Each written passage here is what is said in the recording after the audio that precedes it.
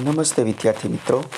ધોરણ 8 સામાજિક વિજ્ઞાન બીજા સેમેસ્ટરની અંદર પ્રકરણ 3. આ પ્રકરણની અંદર અગાઉ આપણે રાષ્ટ્રવાદને કરનારા પરિબળો વિશે, હિન્દી રાષ્ટ્રીય મહાસભા વિશે, ત્યાર પછી બંગભંગના આંદોલન, એમાં પણ ખાસ કરીને સ્વદેશી માલનો પ્રચાર, વિદેશી માલનો બહિષ્કાર અને રાષ્ટ્રીય શિક્ષણ, આ 3 મુદ્દાઓ પર, અને ત્યાર પછી કે જહાલવાદી જે નેતાઓ છે, લાલ, બાલ અને પાલ, મતલબ લાલા લજપત રાય, બાળ ગંગાધર તિલક અને બિપિનચંદ્ર પાલ. તો આ બધા મુદ્દાઓ વિશે આપણે અગાઉ વિગતપૂર્ણ અભ્યાસ કરેલો છે. ત્યાર પછી હવે આપણે સુભાષચંદ્ર બોઝ અને એના દ્વારા સ્થાપવામાં આવેલ આઝાદ હિન્દ ફૌજ, એના વિશે માહિતી મેળવવાની છે. તો જોઈએ. સુભાષચંદ્ર બોઝનો જન્મ 23 જાન્યુઆરી 1897ના રોજ ઓરિસ્સાના કટક મુકામે થયો હતો. વિદ્યાર્થી મિત્રો, અહીંયા સૌથી પહેલાં એના જન્મની વાત કરેલી છે કે ભાઈ એનો જન્મ ક્યારે અને ક્યાં થયો હતો. આપણને 1-2 વાક્યના અથવા તો વિકલ્પ અને ખાલી જગ્યાની અંદર પૂછાઈ શકે.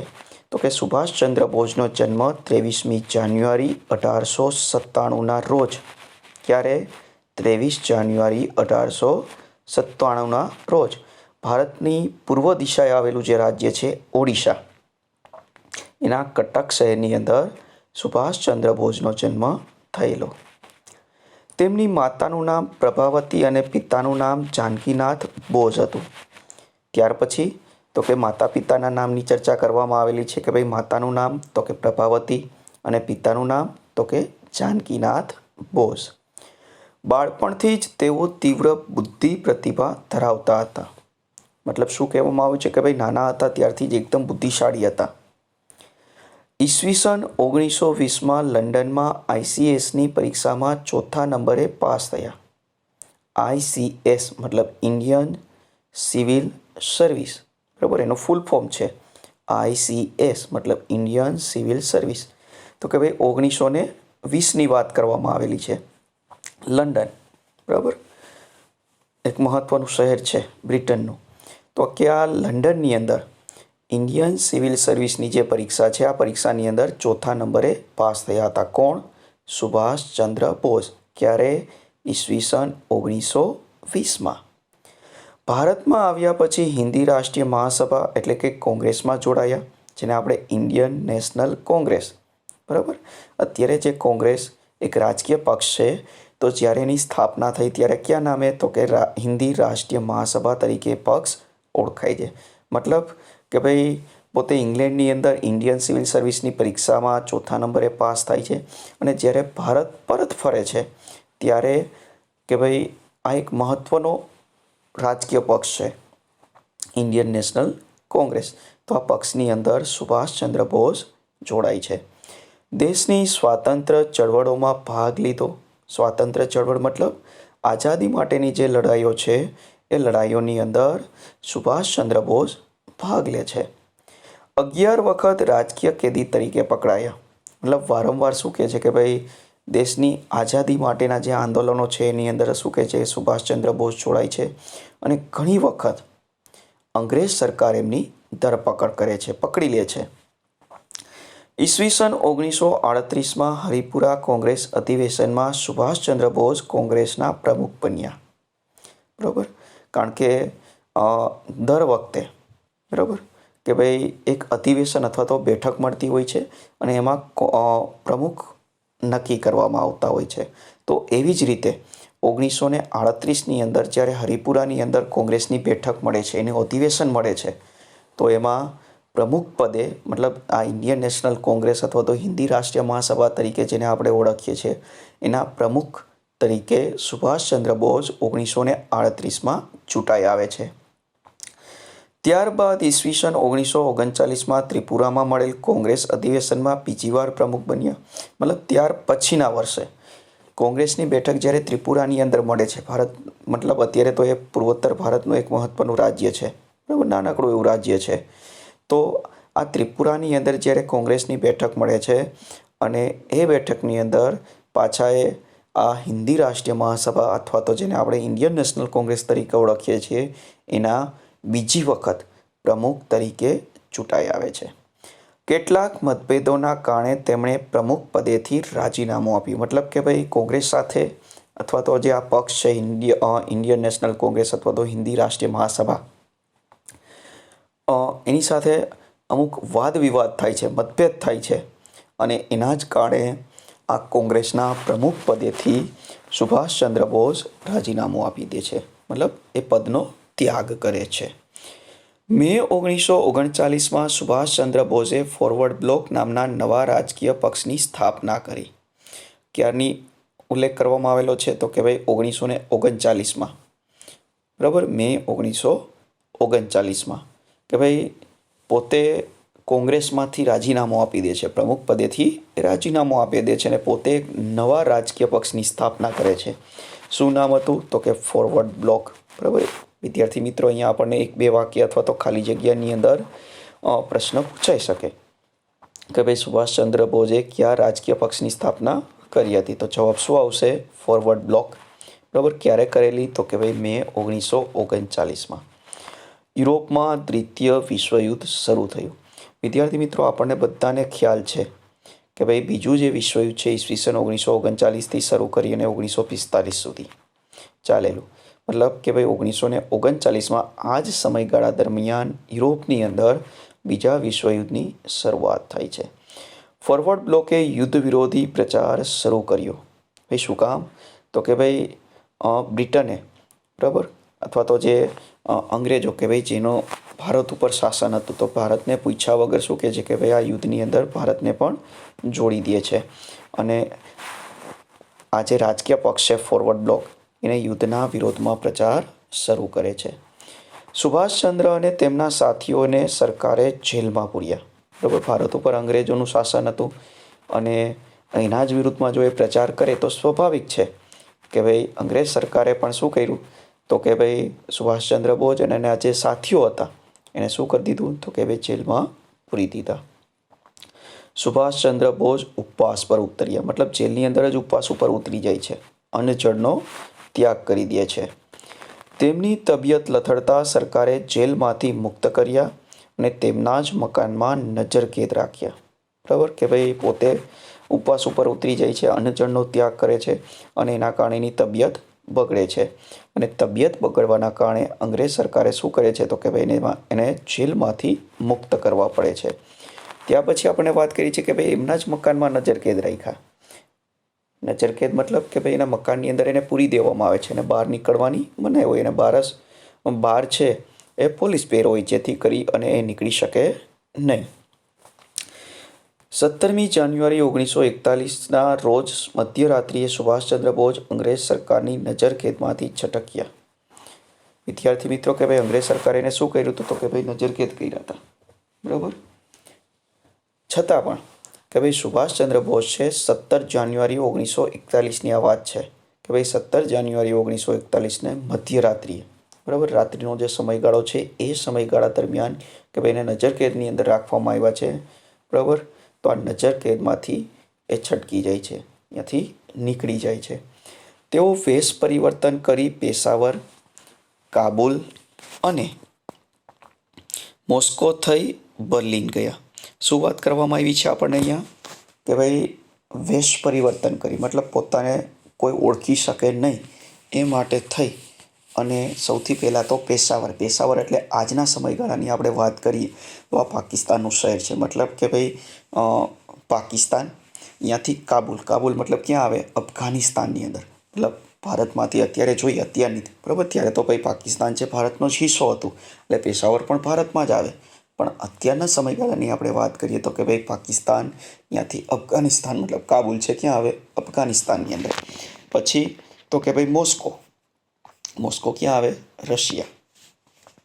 મતલબ કે ભાઈ સુભાષચંદ્ર બોઝ છે પાકિસ્તાન, અફઘાનિસ્તાન, ત્યાંથી થઈ રશિયા અને ત્યાંથી ક્યાં પહોંચે છે? બર્લિન ક્યાં આવે? જર્મનીની અંદર. બરાબર. મતલબ કે ભાઈ સુભાષચંદ્ર બોઝ છે ભારતમાંથી, બરાબર, નજરકેદમાંથી નીકળી ને ક્યાં પહોંચી જાય છે તો કે ભાઈ જર્મની પહોંચે છે. બર્લિન પહોંચી રેડિયો પરથી પ્રવચન આપતા અંગ્રેજ સરકાર ચોંકી ઉઠી કે ભાઈ બર્લિન પહોંચી જાય છે, જર્મની પહોંચી જાય છે અને આ રેડિયો ઉપરથી પોતે ભાષણ આપે છે. ત્યારે અંગ્રેજ સરકારને ખબર પડે છે કે ભાઈ આપણે જેને નજર કેદની અંદર રાખ્યા હતા, આપણી નજર સામે જે છે એ ખરેખર તો શું કહે છે, ભાગી અને ક્યાં પહોંચી ગયા છે, તો કે ભાઈ જર્મની પહોંચી ગયા છે. ત્યાંથી તેઓ સુમાત્રા થઈ જાપાન ગયા. વિદ્યાર્થી મિત્રો, સુમાત્રા છે ક્યાં આવે, તો કે ભાઈ ઇન્ડોનેશિયાની અંદર. ઇન્ડોનેશિયાનો એક મહત્ત્વનો ટાપુ છે, મોટો ટાપુ છે. તો કે ભાઈ જર્મનીથી એ ક્યાં પહોંચે છે, તો કે ભાઈ સુમાત્રા એટલે કે ઇન્ડોનેશિયા પહોંચે છે અને અહીંયાથી પહોંચે છે જાપાન. બરાબર. એશિયાનો ખાસ કરીને પૂર્વ દિશાએ આવેલો આ દેશ છે. તો આવી રીતે શું કહે છે કે ભાઈ નજર કેદમાંથી નીકળી પેશાવર, કાબુલ, મોસ્કો અને અહીંયાથી પહોંચે છે બર્લિન. પાછા બર્લિનથી પોતે સુમાત્રા અને અહીંયાથી જાપાન પહોંચે છે. ત્યાર પછી વિદ્યાર્થી મિત્રો આપણને એ વાત કરવામાં આવે છે આઝાદ હિન્દ ફૌજના સુકાની પદે. બરાબર. કોઈ પણ ફૌજ હોય, બરાબર, તો એના જે કેપ્ટન આપણે તરીકે ઓળખીએ, સુકાન મતલબ કે ભાઈ મહત્ત્વનું જે પદ સંભાળેલું છે, મહત્ત્વની જે જવાબદારી સંભાળેલી છે, તો જોઈએ એના વિશે. બ્રિટિશ સરકારના ભારતીય અમલદાર કેપ્ટન મોહનસિંહે જાપાનને શરણે ગયેલા ભારતીય સૈનિકોમાંથી આઝાદ હિન્દ ફૌજની રચના કરી.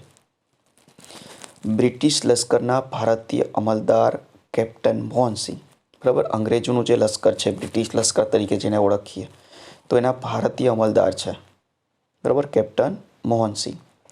તો એણે શું કર્યું, તો કે ભાઈ જાપાનને શરણે ગયેલા ભારતીય સૈનિકોમાંથી, કારણ કે બીજા વિશ્વયુદ્ધ દરમિયાનની આ ઘટના છે, બરાબર, તો કે ભાઈ જાપાનના જે શરણે ગયેલા જે ભારતીય સૈનિકો છે એમાંથી શું કહે છે કે ભાઈ આઝાદ હિન્દ ફૌજની રચના કરે છે.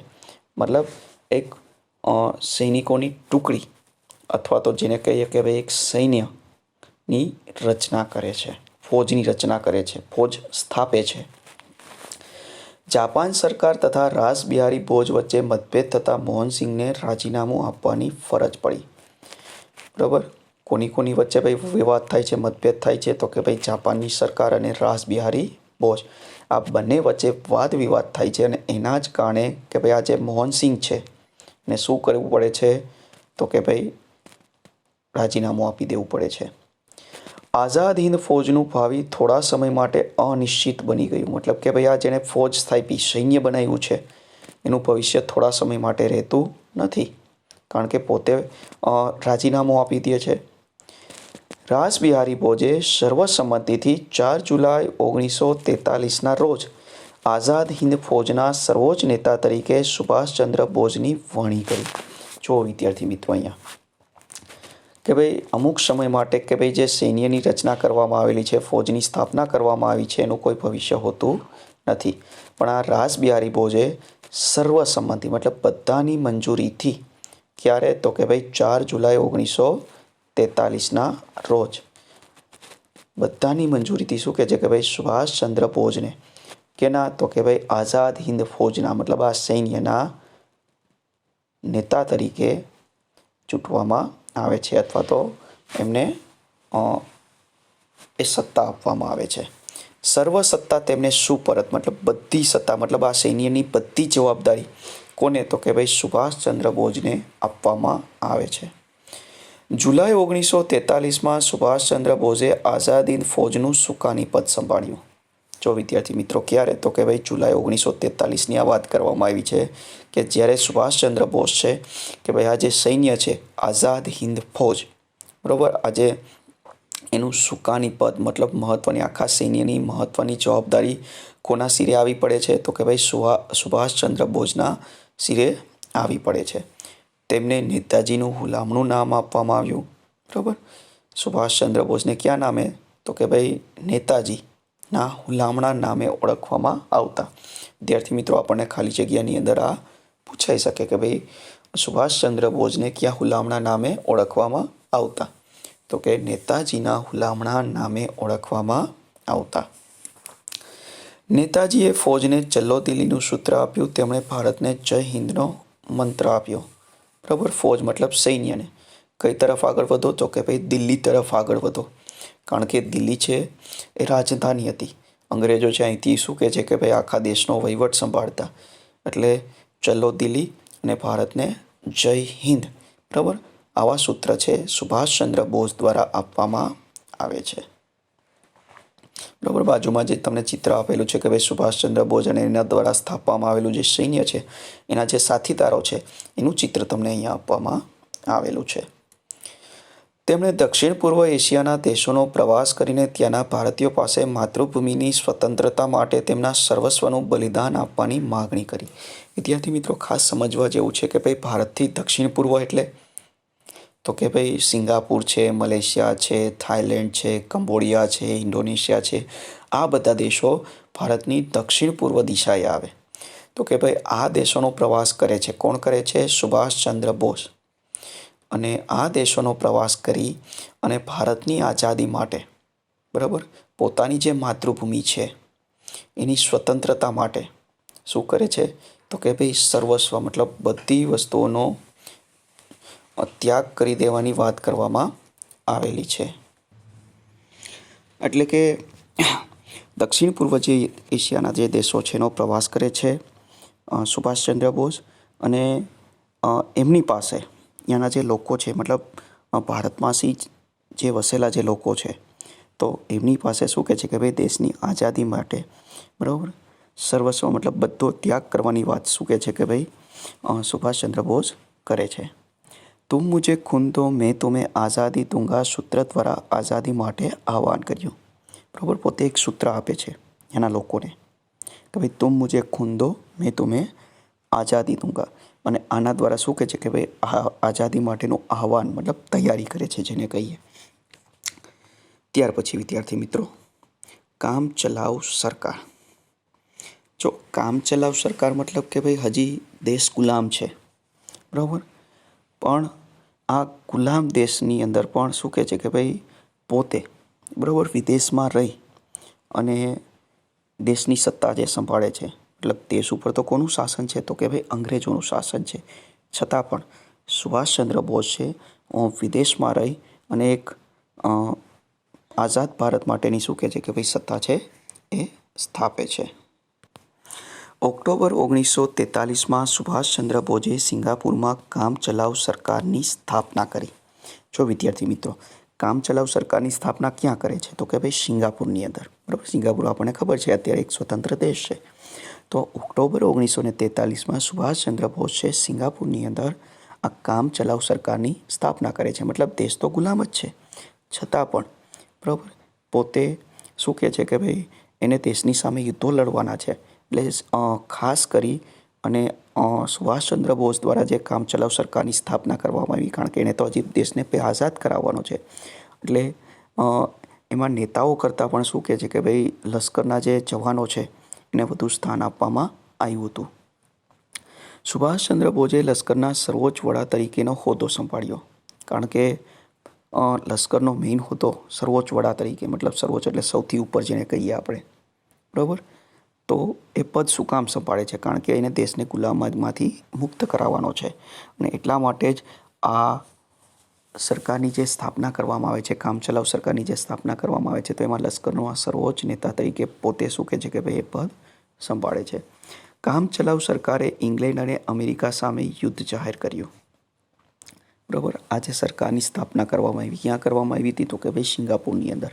અને એણે કોની સામે યુદ્ધ જાહેર કર્યા? તો કે ભાઈ ઇંગ્લેન્ડ અને અમેરિકા સામે શું કહે છે કે ભાઈ યુદ્ધ જાહેર કરે છે.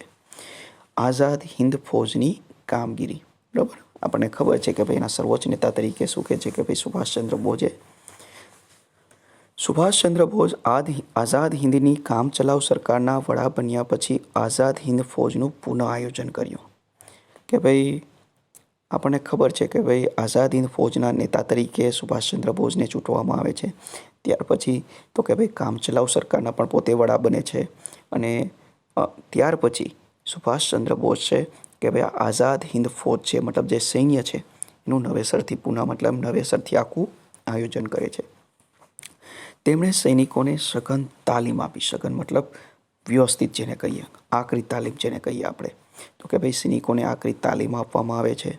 સુભાષચંદ્ર બોઝે આઝાદ હિન્દ ફૌજમાં અલગ અલગ લશ્કરી ટુકડી ઊભી કરી. મતલબ સૈન્યની જે ટુકડીઓ છે એની વાત કરવામાં આવી છે કે ભાઈ જુદી જુદી લશ્કરી ટુકડીઓ છે એ સુભાષચંદ્ર બોઝ દ્વારા ઊભી કરવામાં આવે છે.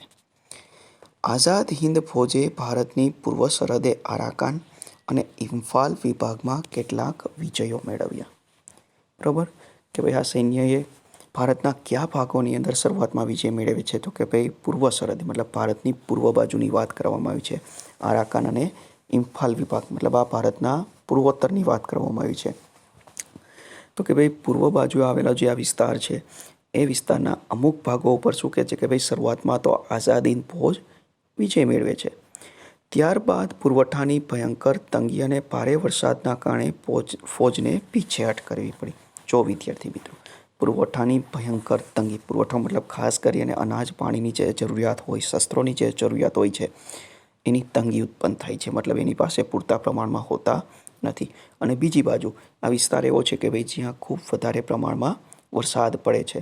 તો વધુ વરસાદના કારણે પણ શું કહે છે કે ભાઈ આ જે સૈન્ય છે ને પાછું હટવું પડે છે. મતલબ અનાજ પાણીની તંગી, ખાસ કરીને અનાજની તંગી અને સૈનિકોને જે હથિયારો જોઈએ એ હથિયારોની તંગીના કારણે કે ભાઈ આ સૈન્યએ પાછું હટવું પડે છે.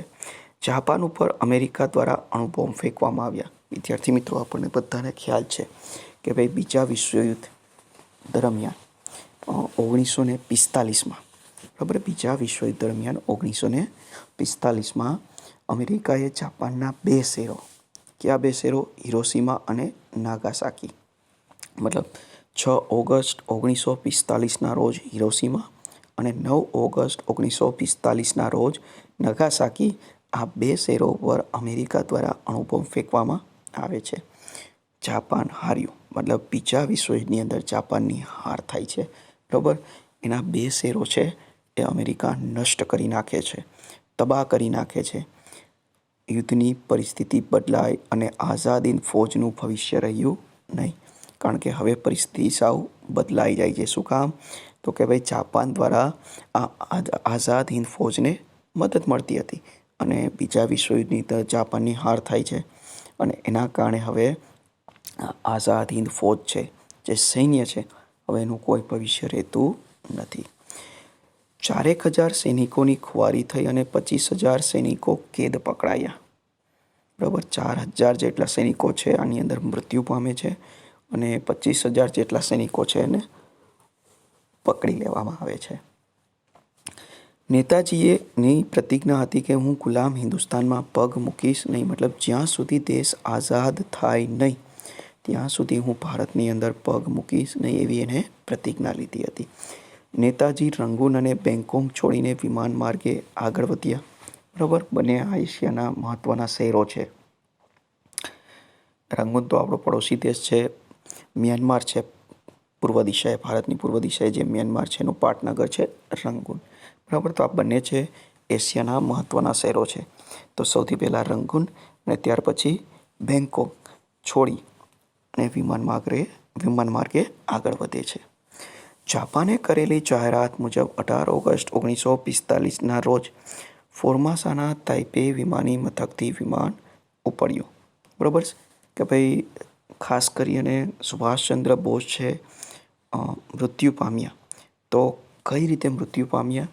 બરાબર, એના વિશેની જે અલગ અલગ થિયરી છે એમાંની કે ભાઈ જાપાને એક જાહેરાત કરી હતી કે ભાઈ 18 ઓગસ્ટ 1945ના રોજ ફોર્મોસાના તાઇપે વિમાની મથક, બરાબર, નામ છે વિમાની મથકનું, કે ભાઈ અહીંયાથી વિમાન ઉપડે છે અને એ વિમાનની અંદર તરત આગ લાગે છે અને આગ લાગવાના કારણે નેતાજી શું થાય છે? તો કે ભાઈ સખત દાઝે છે. બરાબર, આગ લાગવાના કારણે વિમાનની અંદર આગ લાગવાના કારણે નેતાજી એટલે કે સુભાષચંદ્ર બોઝ છે એ દાઝી જાય છે અને વધુ પડતા દાઝવાના કારણે શું થાય છે? તો કે ભાઈ એ મૃત્યુ પામે છે. એવું જાપાન દ્વારા કહેવામાં આવ્યું છે. પણ ખરેખર સુભાષચંદ્ર બોઝનું મૃત્યુ કઈ રીતે થયું એની માહિતી આજ સુધી મળી નથી.